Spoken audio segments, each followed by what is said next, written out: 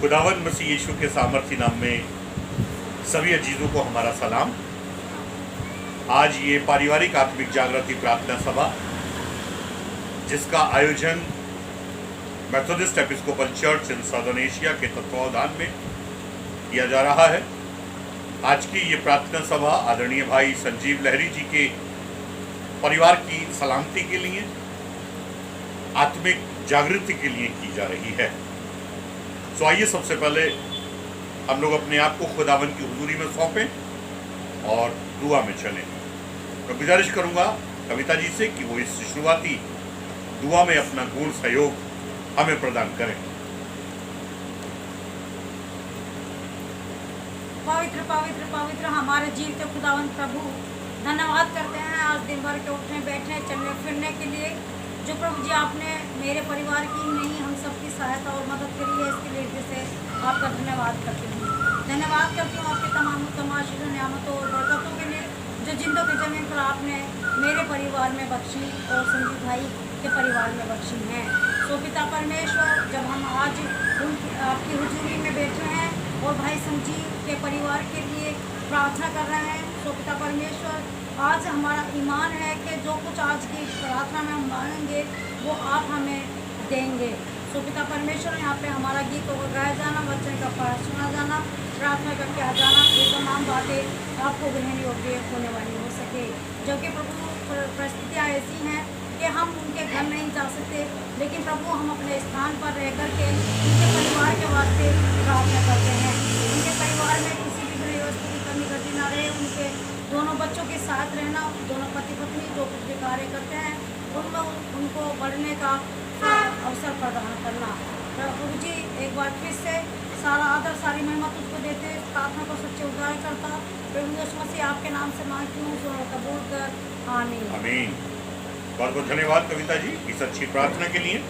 खुदा आपको आशीष और बरकत दे। मेरे जीजों, हम लोग एक भजन गाएंगे।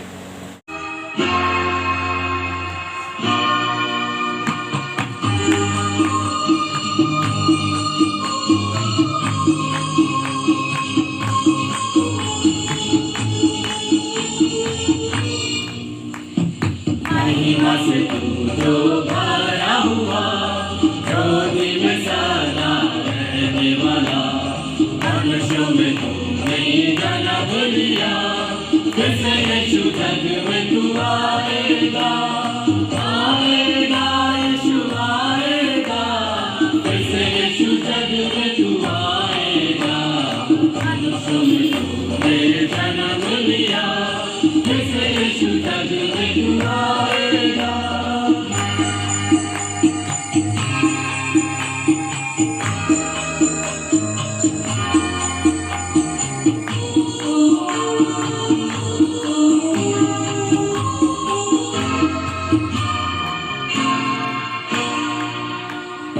भूमि आकाश में समा न सका, मंदिरों में तू रह न सका, जन्म होके धरनी में पैदा हुआ, घरों में हमारे घर तू बना, घर तू बना यीशु घर तू बना, घरों में हमारे घर तू बना, जन्म होके धरनी में पैदा हुआ, घरों में हमारे घर तू बना।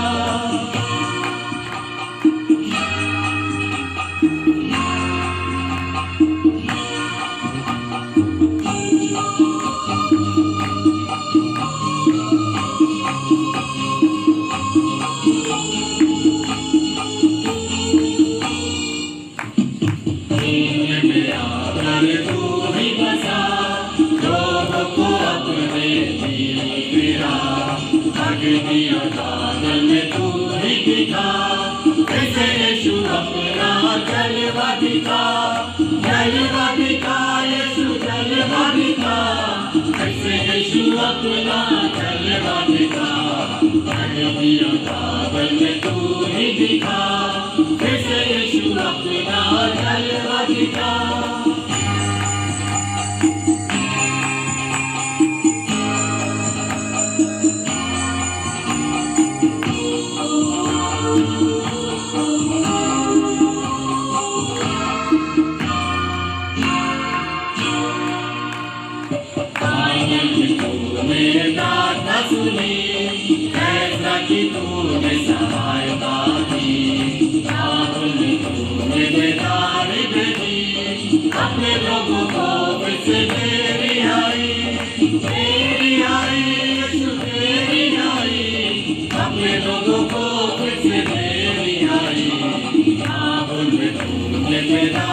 भी अपने लोगों को फिर से दे रिहाई।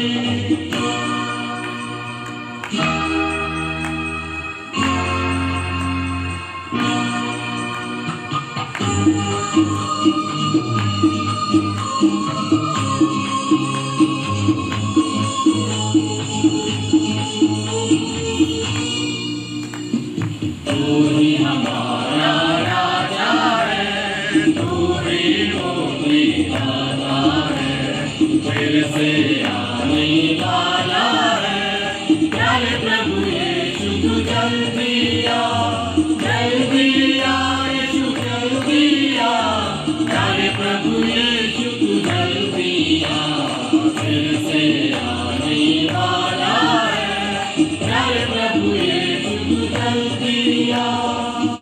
सो खुदावन के हम दिल से शुक्रगुजार हैं कि आज की ये शाम की बेला खुदावन ने मुझे और आपको दी, और आज हम पारिवारिक आत्मिक जागृति प्रार्थना सभा को एक साथ मिलकर अंजाम दे रहे हैं।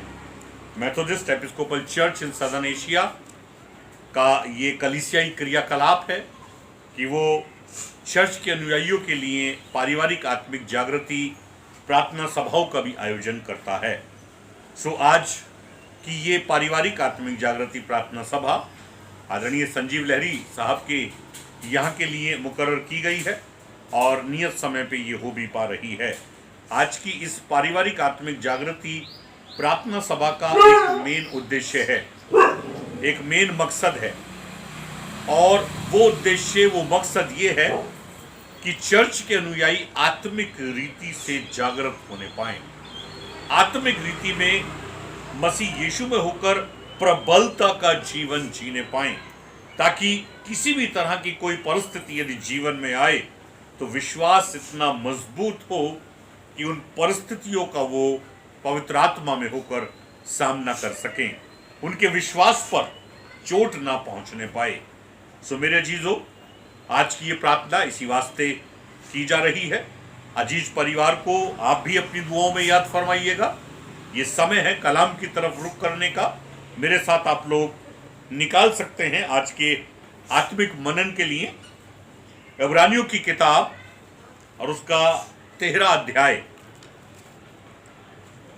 इब्रानियों की किताब उसका 13 अध्याय और उसकी पहली, दूसरी और तीसरी आयत आज अपने आत्मिक मनन के लिए हम लोगों ने ली है। आदरणीय परिवार के आत्मिक मनन के लिए ली है और जितने लोग इसे सुन रहे हैं उनके आत्मिक मनन के लिए ली है। इसकी हेडिंग इस प्रकार से है, मसीह जीवन जीने के निर्देश।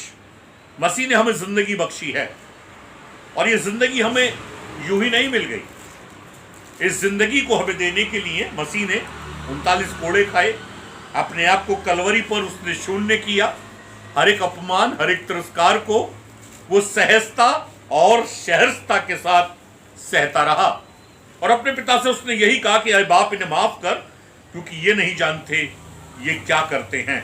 और अपने पिता की इच्छा को पूरा करते करते उसने मृत्यु, हाँ, क्रूस की मृत्यु को भी सह लिया और उसकी इस मृत्यु ने, उसके इस त्याग और बलिदान ने हमें छुटकारा दे दिया। आज उसी छुटकारे के जीवन का परिचय कलीसियाई तौर से हमें देने की नितांत आवश्यकता है। आज का ये पद हमसे कहना चाहता है, मसीह जीवन जीने के निर्देश। यदि हम जिंदगी को जी रहे हैं और जिंदगी को जीने का निर्देशन हमारे पास नहीं है तो फिर हम लक्ष्यहीन की तरह जी रहे हैं। हमारे पास कोई लक्ष्य नहीं है, कोई उद्देश्य नहीं है। लेकिन जितनों ने मसीह यीशु में अपने विश्वास को टेका है उनके पास लक्ष्य है, उनके पास दर्शन है, उनके पास जिंदगी का उद्देश्य है। जब हम रोमियो की पत्री को पढ़ते हैं, उसके 12वें अध्याय के दूसरे पद को पढ़ते हैं तो वहां लिखा है कि तुम संसार के सदृश ना बनो, वरन तुम्हारे मन के नए हो जाने से तुम्हारा चाल चलन भी मसीह यीशु हमारे चाल चलन में बदलाव देखना चाहता है। मसीह यीशु कलीसिया के अंदर एक बदलाव देखना चाहता है। मसीह यीशु कलीसिया के जीवन के अंदर अपने प्रति एक भूख और एक प्यास को देखना चाहता है। आजकल जगह जगह प्रार्थनाएं हो रही हैं, हम प्रभु के धन्यवादी हैं। आज का वचन मुझसे और आपसे क्या कहना चाहता है, आइए कलाम की तरफ रुख करते हैं। पहली आयत में लिखा है, भाईचारे की प्रीति बनी रहे। भाईचारे की प्रीति बनी रहे। अगर मेरे दरवाजे पर कोई व्यक्ति आता है तो यकीनन मैं उसे भाईचारे का परिचय दूंगा, क्योंकि मेरा कलाम पाक मुझे इसी बात की हिदायत देता है। भाईचारे की प्रीति हमारी जिंदगियों से मिटने ना पाए। भाईचारे की प्रीति हमारी जिंदगियों से किसी भी परिस्थिति में दूर ना होने पाए, क्योंकि ये मसीह की हिदायत है, ये उसके हुक्म है। साथ ही साथ लिखा है, अतिथि सत्कार करना ना भूलना। हमें अतिथियों का सत्कार भी करना है। जब दरवाजे पर हमारे कोई अतिथि आता है तो हमें इस वचन को स्मरण कर लेना है कि हमें अतिथियों का सत्कार करना है। और बड़ा खुलासा लिखा है इस सत्कार के पीछे। क्या लिखा है बेटे? ऑस्टिन पढ़िए। भाईचारे की प्रीति बनी रहे, अतिथि सत्कार करना ना भूलना, क्योंकि इसके द्वारा कुछ लोगों ने अनजाने में स्वर्गदूतों का आदर सत्कार किया है। कुछ लोगों ने अनजाने में, उन्हें नहीं मालूम था, वो नहीं जानते थे कि उनके दरवाजे पर जिसने दस्तक दी है वो एक स्वर्गदूत है, वो मसीह की ओर से भेजा गया एक दूत है। और अनजाने में उन्होंने उन स्वर्गदूतों का सत्कार किया है। मेरे अजीजों, एक अतिथि को इतनी बड़ी उपाधि दी जाती है, एक अतिथि के अंदर इतनी बड़ी पवित्र चीज को देखा जाता है जिसे स्वर्गदूत कहते हैं। इसलिए आज का वचन हमें सिखाता है भाईचारे की प्रीति यकीनन बनी रहे और अतिथि सत्कार करना भी हमें नहीं छोड़ना है। तीसरे पद में लिखा है, कैदियों की ऐसी सुधि लो कि मानो उनके साथ तुम भी कैदी हो। ये बहुत बड़ी बात है, ये सीखने के योग्य बात है।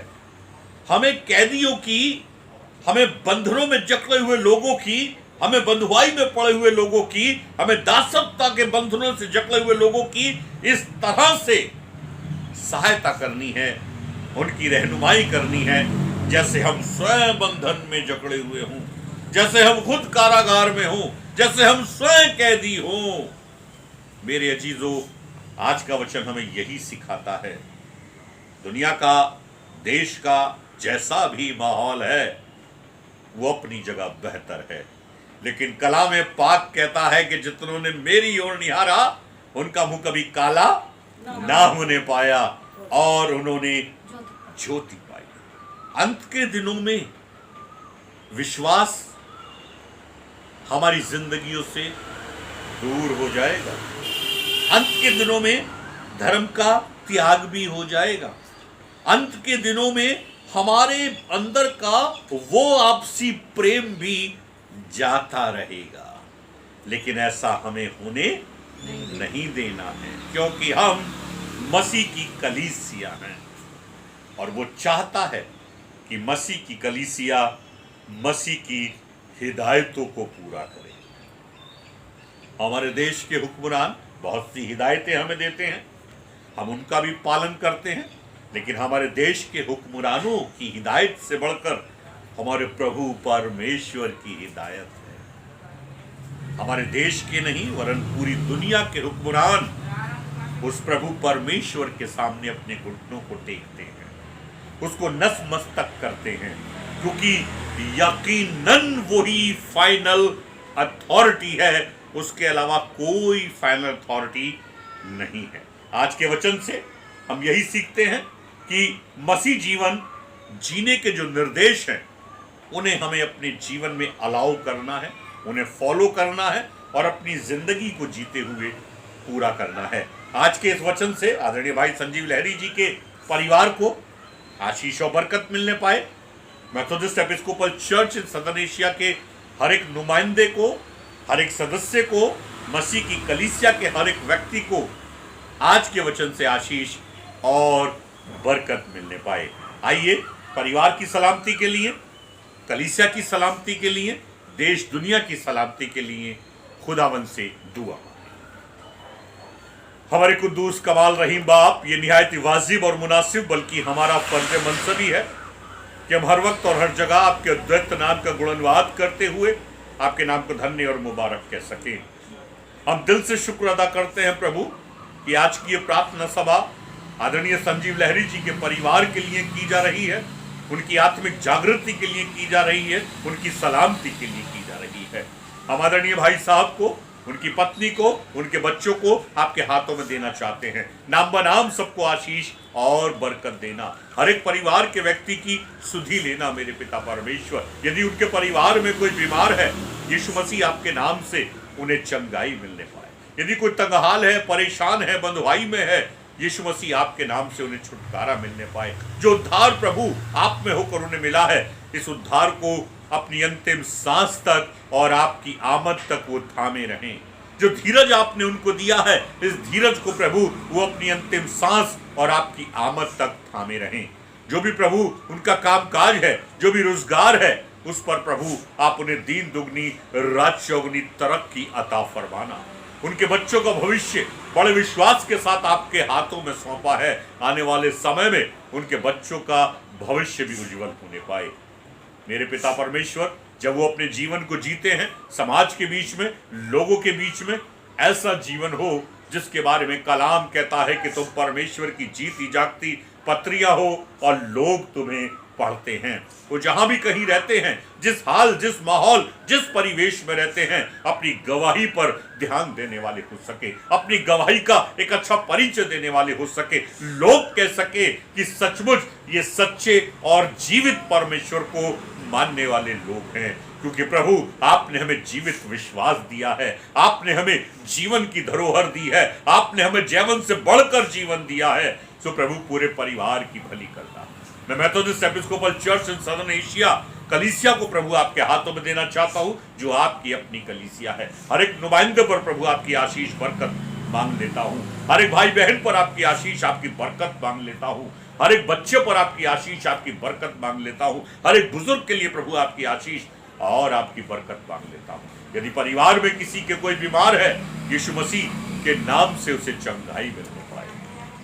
यदि कोई तंगहाल है, परेशान है, बंधुआई में है, यीशु मसीह के नाम से उसे छुटकारा मिलने पाए। इस समय जैसे भी हालात, जैसी भी परिस्थितियां चल रही हैं, हमें प्रभु आपके मुख को निहारते रहना है, कलीसिया को आपके मुख को निहारते रहना है, ताकि प्रभु आपका वचन पूरा हो सके कि जितनों ने मेरी ओर निहारा उनका मुख कभी काला न होने पाया और उन्होंने ज्योति पाई। मेरे पिता परमेश्वर, हम विनती और प्रार्थना करना चाहते हैं अपनी पड़ोस के लिए, जिस पड़ोस में हम रहते हैं। एक एक व्यक्ति के लिए आशीष और बरकत चाहते हैं। उत्तर प्रदेश के लिए प्रार्थना करते हैं, आशीष और बरकत चाहते हैं। अपने भारत के लिए प्रार्थना करते हैं, आशीष और बरकत चाहते हैं। पूरी दुनिया के लिए प्रार्थना करते हैं और आपसे आशीष और बरकत चाहते हैं। ये जैसा भी माहौल चल रहा है, ये जैसी भी परिस्थितियां चल रही हैं, जल्द से जल्द यीशु आपके नाम से ये दूर होने पाए। लोग बाप खुशहाली का जीवन जी सके, लोग मेल मिलाप का जीवन जी सके, लोग अतिथि सत्कार कर सके, आपसी परस्पर प्रेम की भावना लोगों के मन से प्रभु खत्म ना होने पाए, वरन शैतान की हर युक्तियों को यीशु के नाम से लटकारते हैं। मेरे पिता परमेश्वर, आप सबकी सहायता, मदद, रहनुमाई और प्रभु हिफाजत करना। मेरे पिता परमेश्वर, ये कोविड-19 के दुष्प्रभाव को आपके हाथों में देते हैं। जितने भी लोग इससे ग्रसित हैं, पीड़ित हैं, प्रभु अच्छी सेहत उन्हें मिलने पाए, वो अपने घरों पर अच्छे स्वास्थ्य के साथ पूरी तरीके से ठीक होकर जा सके और सामान्य जिंदगी अपने परिजनों के साथ जी सके, ऐसी प्रार्थना है। इस कोविड-19 से जितना भी प्रभु तंत्र जूझ रहा है, चाहे वो पुलिस डिपार्टमेंट हो, चाहे वो पैरामेडिक्स हो, चाहे वो डॉक्टर हो, चाहे वो पुलिस कर्मचारी हो, चाहे वो एडमिनिस्ट्रेशन हो, नाना प्रकार की टीम हो, एनजीओज हो, हम सबको नाम बनाम आपके हाथों में सौंपते हैं। सबकी सुधि लेना, सबकी भरपाई करना, सबको अच्छे स्वास्थ्य में प्रभु आप बनाए रखना और जल्द से जल्द प्रभु सामान्य स्थिति हो पाए। फिर भी प्रभु हमारी नहीं, आप ही की इच्छा पूरी होने पाए। मैं प्रभु धन्यवाद देना चाहता हूँ मुझे, कविता को, बेटे ऑस्टीन, बेटी अगस्टीना को यहाँ इकट्ठा होने का आपने मौका दिया। आदरणीय भाई संजीव लहरी जी के परिवार के वास्ते और नाना प्रकार से अपने जुड़े हुए अपने निकट संबंधियों के वास्ते हम प्रार्थना कर पाए। सो प्रभु आप हमारे भी परिवार की भली करना। कविता को मुझे अच्छा स्वास्थ्य दिया है, धन्यवाद प्रभु आपको। अपनी सेवा के लिए लगातार इस्तेमाल कर रहे हैं। धन्यवाद प्रभु आपको। मैं दोनों बच्चों को आपके हाथों में देता हूं। इन बच्चों को भी उम्र की दराजगी, तंदुरुस्ती का दान देना, मौसमी आबो हवा से इनकी रक्षा करना। मेरे पिता परमेश्वर, मैं विनती प्रार्थना करना चाहता हूँ गांव पिलखनवाली के चर्च के लिए, वहाँ की कलीसिया के लिए, सबकी रहनुमाई अगुवाई करना प्रभु। सबको अच्छा स्वास्थ्य देना मेरे पिता परमेश्वर। सबके बाल बच्चों में आपकी आशीष बनी रहे। मैं विनती और प्रार्थना करना चाहता हूँ गांव डुप्टा कला, जिला संभल में प्रभु जो चर्च चल रहा है, उस चर्च के साथ जुड़े हुए हर एक व्यक्ति को, आपकी कलीसिया के लोगों को आपके हाथों में देता हूँ। सबके बाल बच्चों में आपकी आशीष बनी रहे और अच्छी सेहत में सब लोग बने रहें और आपके नाम का गुणगान करते रहें मेरे पिता परमेश्वर। मेरे प्रभु, यदि मैंने कुछ ज्यादा मांगा हो तो मुझे माफ करना। मांगने से भूल रहा हूं, तेरी कलीसिया के लिए, तेरे लोगों के लिए, जरूरतमंदों के लिए, जरूरत के माफिक है। तू रहीम और करीम होकर बख्शना। प्रार्थना करना चाहते हैं उन लोगों के लिए जिनके पास यकीनन प्रभु 2 वक्त की रोटी के साधन अब शेष रह नहीं गए। रात के भोजन का इंतजाम प्रभु उनके पास उन्हें नजर नहीं आ रहा है। तो उनकी भी रहबरी करना, तो उनकी भी सहायता करना, ताकि प्रभु उन तक भी भोजन पहुंचने पाए, सुविधाएं पहुंचने पाए और जिंदगी प्रभु महफूज रह सके। इस प्रार्थना को बड़े विश्वास के साथ आदरणीय भाई संजीव लहरी के परिवार की सलामती के लिए और हर एक व्यक्ति की सलामती के लिए मसीह यीशु आपके मुकद्दस और जलाली नाम से मांग लेता हूँ, आमीन। आए हमारे बाप, तू जो आसमान पर है, तेरा नाम पाक माना जाए, तेरी बादशाहत आए, तेरी मर्जी से आसमान पर फूल होती है, जमीन पर भी। तुम्हारी रोज को हमें बख्श दे, जिस तरह हम अपने कसूरों को माफ करते हैं, तू भी हमारे कसूरों को माफ कर। आजमाइश में न पड़ते बल्कि बुराई से बचा, क्योंकि बादशाहत, कुदरत और जलाल हमेशा तेरी ही हैं, आमीन। खुदा का इत्मीनान जो सारी समझ से परे है, तुम्हारे दिलों और ख्यालों को खुदा की पहचान में महफूज रखे। खुदा बाप, खुदा बेटे, खुदा रूल कुदूस की बरकत तुम्हारे दरमियान में, विशेष तौर से आदरणीय भाई संजीव लहरी, उनके परिवार के दरमियान में, कुल ईमानदारों के दरमियान में, अब से लेकर खुदावन तेरी आमद तक होती रहे, आमीन। बस यीशु में सबको हमारा सलाम।